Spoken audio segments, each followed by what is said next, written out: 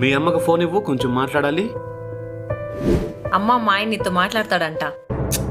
నీకెన్నిసార్లు చెప్పాను నాకు అతనితో మాట్లాడడం ఇష్టం లేదని. 4 రూపాయలు సంపాదించే గట్లేదు గాని పెళ్ళాం అంట పెళ్ళాం.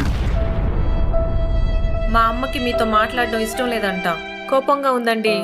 జాను, నాకు జాబ్ వచ్చిందమ్మా. నెలకి జీతం ఎంతో తెలుసా? 2 లక్షలు. అవునా? 2 లక్షల శాలరీనా? ఉండి ఇప్పుడే మా మమ్మీకి చెప్తాను.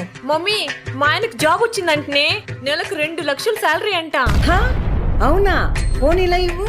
క్షమించండి అల్లుడు గారు, ఏదో టెన్షన్ లో ఉన్నాను. సరే, ఇప్పుడైనా మీ కూతుర్ని ఇంటికి పంపిస్తారా అత్తగారు? వెంటనే పంపిస్తాను అల్లుడు గారు, మీరేం టెన్షన్ పడకండి.